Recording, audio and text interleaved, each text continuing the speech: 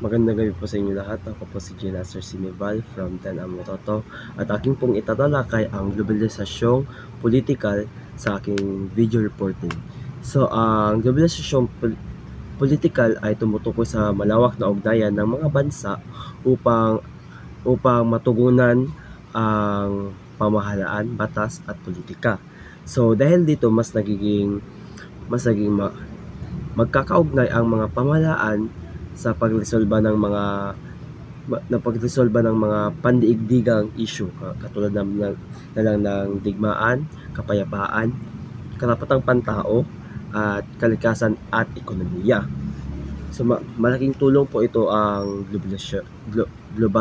globalisasyong politikal dahil po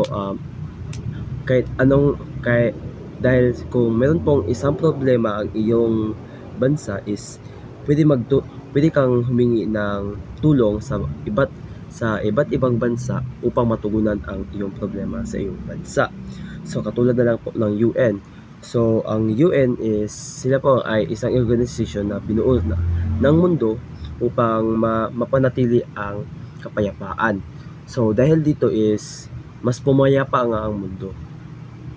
At dahil rin po dito is hindi po naglalaganap ang mga digmaan sa iba't ibang panig ng mundo. Though meron din namang mga digmaan between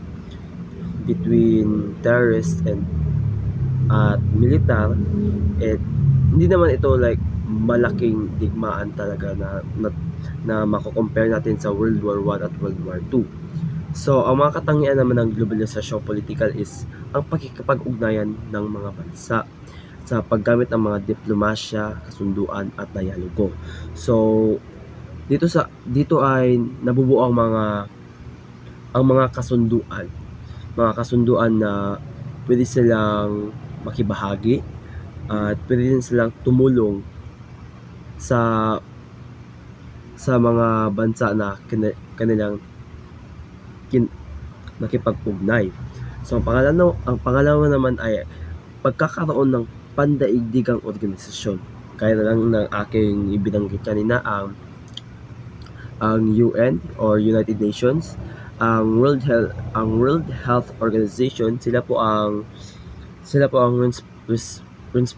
responsible upang ma-identify ang mga different na mga sakit na lumalaganap sa isang bansa o sa iba't ibang panig ng mundo. At sila rin po ang nakadiskubre ng COVID-19 at sila na rin po ang naglunsad ng mga patakaran upang hindi na lumaganap ang COVID-19. So, isa na rin po dito ang International Criminal Court. At ang pangatlo naman po ay ang paglaganap ng karapatan ng tao. At ito ay pagpapatibay ng Universal Declaration of Human Rights.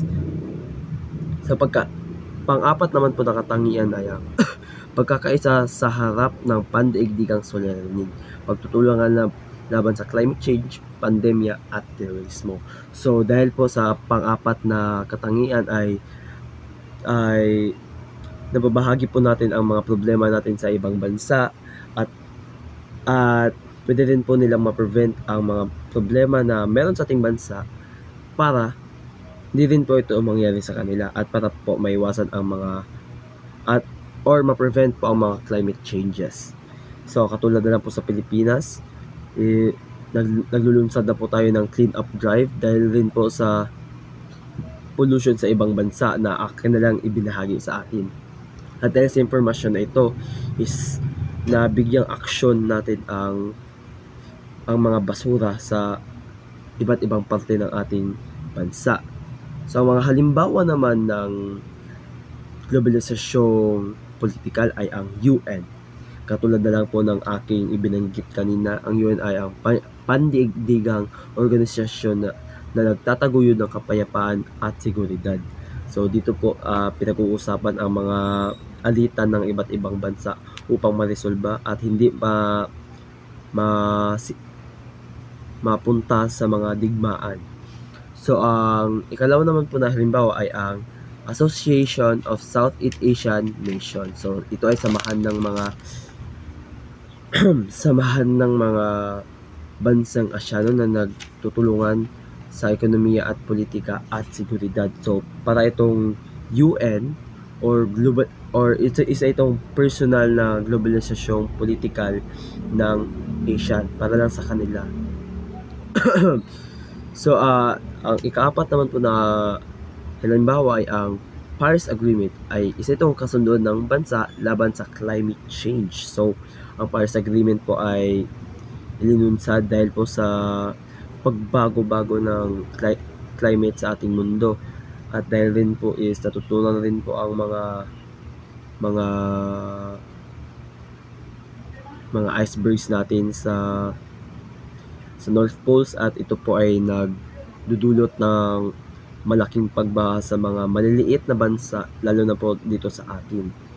So, ang last naman po ay ang ICC. Hindi ko po siya na-discuss kanina po dahil gusto ko po siyang i-discuss dito sa mga halimbawa. So, ang ICC or International Criminal Court ay ang pandaigdigang korte para sa mga kaso ng genocide, war crimes, at crimes against humanity. So, sila po ang mga malalaking tao na nag-commit ng mass suicide, katulad na lang ni for example na lang po si Hitler or si Genghis Khan, na maraming po silang pinatay ng mga tao is sa mass murder siya or genocide.